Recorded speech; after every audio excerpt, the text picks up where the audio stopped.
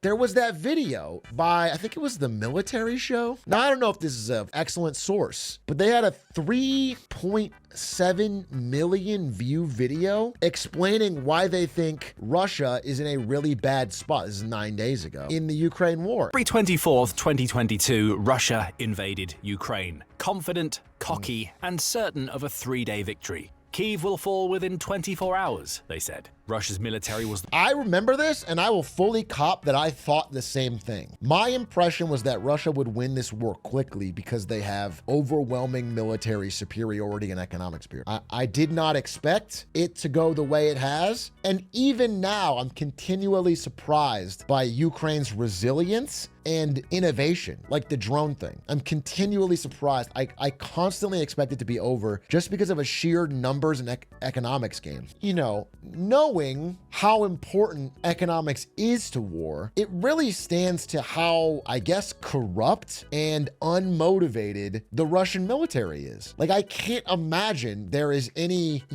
deep passion for this war among the rank and file of Russia, and that plus corruption must be seriously stymieing the war effort. I still am of the opinion that Russia has the advantage, just because of the sheer crushing weight of a larger economy, oil exports, money, and people. I still have that opinion, but I am excited to open my eyes to alternative views from this video. How does oil help you win a war? In every way possible. In every single way possible. The reason the entire world has cared about oil since World War I, and it's become like the main thing people fight for, it is the artery of war. But on a very specific level, oil helps Russia win the war by supplying them with money. They sell oil on the international market and get tons of funds, one of their greatest sources of money. But there's no way that oil doesn't help you win a war. Forbes did some independent number crunching using statistics from April 2025, where Russia only took around 68 square miles of territory. If Ukraine maintains that level of defenses and Russia doesn't step up on the offensive, the war in Ukraine would take another 230 years. That's how long Russia would need to occupy the entire country, one of the surefire ways to win. The country's fertility rate was crippled by the economic crisis at the fall of the Soviet Union, reaching as low as 1.2 births per woman by the turn of the century. While the situation got slightly better, the country is still far below the replacement rate. As a result, there's a significant lack of working-age males younger than 30 simply because they were never born in the first place. And Russia is also conscripting from that same lacking demographic. Right. Now, factor in not just the direct military losses, but also the estimated 920,000 Russians who have fled the country to avoid conscription. Yeah. That's nearly 2 million working-aged men removed from Russia's economy and society in just 3 years beyond demographic shortages. In short, Russia is literally running out of people to throw into this meat grinder. Dude, it's so funny how that all connects. We talked about on the podcast how China, which has an overpopulation of men as a result of the one-child policy decades ago, now has too many men trying to get married. Those men are flying to Russia because there's an overpopulation of women there. Chinese men are going to Russia to try and find brides because China and Russia have gotten closer economically in trade ties. It's not cute. It's a bunch of Russian men dying in a pointless war from Putin or fleeing the country. And now, but it doesn't all work out. You guys are taking it to be like, oh, you're right, it does all work. That's not what I'm saying. It's not an all moment. The conclusion was that Russia's military planning represented perhaps the most significant intelligence failure of the 21st century. This sentiment was shared by the French... I haven't met my Twitch chat, am I right? Up top, dude. Up top, dude. Come on. Significant intelligence failure. You guys spam Glizzy 24/7. It's not YT. Too far. Too far? Hey, listen, A-Truck, it's all fun and games, but that's over the line. In short, Putin maintained the illusion that Russia was a great military force, but the military didn't have the planning or logistics to back that illusion up. Yeah, I mean, it has significantly damaged Russia's international reputation as like an incredibly fearsome military force. Not ruined it, but it significantly has, because prior to the war in Ukraine, the threat of Russia was really high, and it was used often by military contractors to scare countries in Europe and America to spend more on weapons because of how scary Russia's army was. But like, if they're in a 3-year grindy, possibly losing war with Ukraine, then are they realistically a threat to the G7? To, you know what I'm saying? It's not it's less credible. Obviously, nukes are always a threat. I just mean like as a conventional military force, it definitely diminishes them. You know, the idea was like there was this big US, China, Russia. They were all almost the big three, and it just doesn't feel like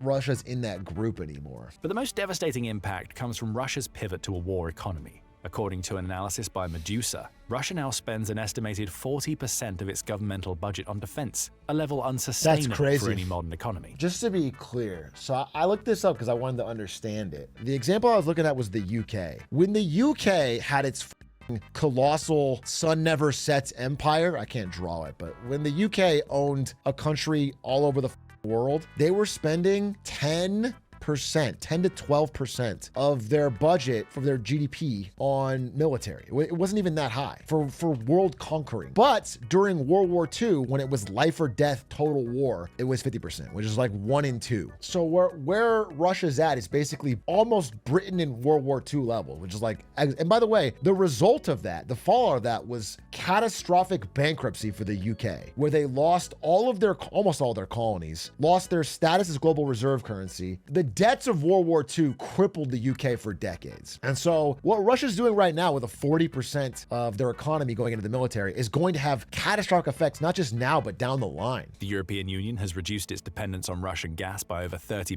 since 2022. Oh, there we go. See, and oil sales to China and India are being negotiated at steep discounts. The dependence on oil and gas, which constitutes between 30 and 50% of the government's revenue, means that the country's already lacking workforce is increasingly turning to the one single profitable industry, the energy sector. This makes Russian manufacturing increasingly rely on imports, especially from China, as well as the entire country needing to import the workforce to meet its increasing demand. I mean, the whole country is becoming like an oil pay pig for China. China makes all their tech and consumer goods and gives it to them, which they make cheaply, in exchange for oil. You know, having only one major client is first of all bad because you don't get the best deals. Yeah, Russia's kind of like becoming a China satellite state, yeah, and India. And it is to be said that because the demand for oil is so high around the world, you really can't, it's not easily sanctioned. And there's very clear evidence of India buying Russian oil and then just selling it back to Europe. Like, India is just middlemaning, taking a fucking profitable cut when Europe sanctions it. So it's very difficult. But even that does do something because India gets it at a discount, so Russia doesn't get as much money as they would. Some hardliners in the Kremlin have pushed for using pretty much everything Russia has to win the war, going so far as to propose the use of tactical nuclear weapons. This wouldn't be the first mention of nuclear warfare, as Putin himself has saber-rattled on the topic more than 24 times. But this scenario would ultimately backfire. While a limited nuclear deployment, such as destroying Kyiv or vital military sites, might create short-term tactical advantages, NATO would be basically hard-pressed to answer with nuclear weapons of their own. In response, Russia would need to use its supplies of weapons on NATO countries, plunging most of the world into nuclear winter. And even that escalation wouldn't solve... Bro just glossed over that and moved on. Even that wouldn't solve the core problems. You mean what, nuclear winter? The end of society, everyone dead, billions dead? And even then, there'd still be economic problems in Russia. Bro, there's no after. There's no after global thermonuclear war. Other than that, Mrs. Lincoln, how was the play? The second option is withdrawing from Ukraine. Russia would likely only use this as a last resort, as it represents a devastating political defeat for Putin's regime, which has staked its legitimacy on this. I hope you'll be streaming during it so we can all Aatrox 7. Would you guys Aatrox 7 with me during the apocalypse? If the nukes were falling, would you guys come into my chat and spam Aatrox 7s as we go down? I'll be here, dude. I probably have a brand deal that day. I'm not going to miss my Rocket Money ad. I have to go live. I'm going to tell my family in the bunker they have to wait. I've got to go live. The third option is a peace deal, even in a limited form. While this might seem most rational after 3 years of basically trench warfare with drones, no side can reach an agreement on it. First, Ukraine has little incentive to negotiate. Well, at least we have the world's greatest negotiator, Donald J. Trump, on the case. I'm sure he'll find a way to bring peace He said he would do it day one, and I know it's been a little bit longer than that, but I'm sure he is getting it done. Boy, he signed up for a lot of deals, right? Because he's got to do, 90 deals? He also has to solve the war in Ukraine. He also has to solve this new war between Israel and Iran. So he's stretched thin, our dear leader. But thankfully, he seems like a guy who's really got his head on his shoulders and doesn't overpromise and underdeliver. Someone said chronic procrastinator. Oh my God, Trump does national deals the way I did homework in college. What if, and this is just a big what if, Ukraine gets all their territory back, but this body of water, what's this called? They make it the Gulf of Russia. The Sea of Azov, Gulf of Russia. They get naming rights, so they get something big to fall back on. They can claim it's a Gulf of America type beat, but all territory gets back, the war ends, we have peace. Art of the deal? I'm sorry, day one, did I just solve it? Oh, and Ukraine has to act really mad about it. Zelensky has to go, I wish it wasn't called the Gulf of Russia. You got us. He has to pretend like it's a big defeat. What has Russia actually achieved through this catastrophic military adventure?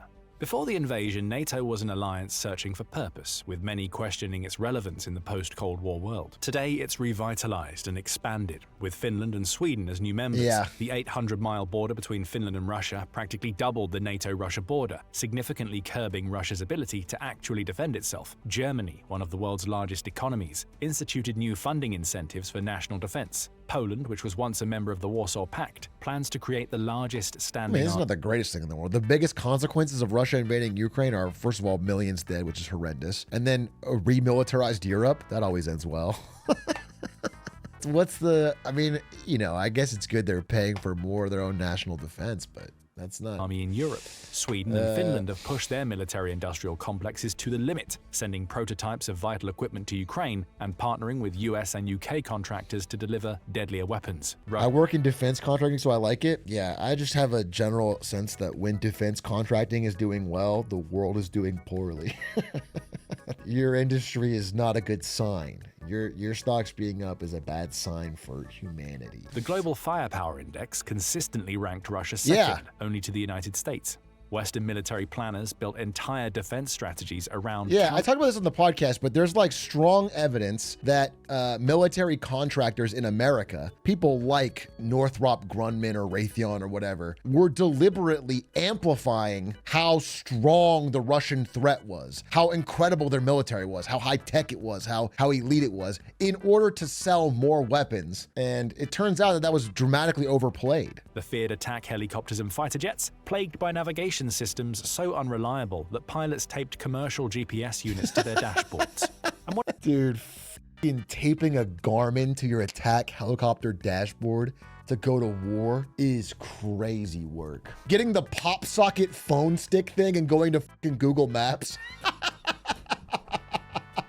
With Russia losing momentum, there's a possibility that Putin himself could be ousted from the Russian throne. I mean, they had the little mini coup from Prigozhin. Dr. Battle gave us a brilliant report on that. But Prigozhin, for whatever reason, stood down right before he got to Moscow. And then, of course, was killed later. It's just crazy. He really he should have seen that coming.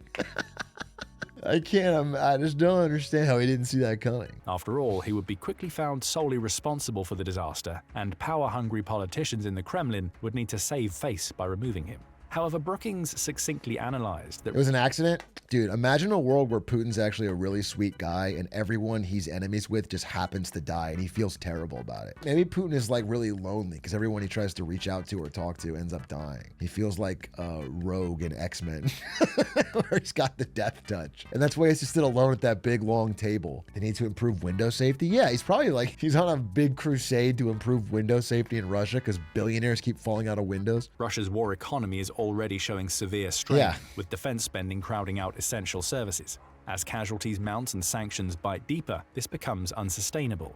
Critical infrastructure, already suffering from underinvestment, begins to fail more frequently. Dude, I mean, 40% of your GDP is going to the military. Just think about that. It's almost 1 out of every 2 productive dollars going to something that explodes. It just gets shot out of a gun or blows up or gets blown. Like, it has no economic benefit. So you're just burning your economy down. Wars in general are so disastrous, so straining to the economy. Even small ones have bankrupted large nations. But a big one like this, the damage is like, especially if you don't win, is just unbelievable longer term. The only thing I'll say about this, I think this video is actually well made. I didn't see anything that seemed like a glaring error. It seemed well sourced and made sense. Maybe that's my bias. I was impressed by it. But I will say, like, this is also true of Ukraine, right?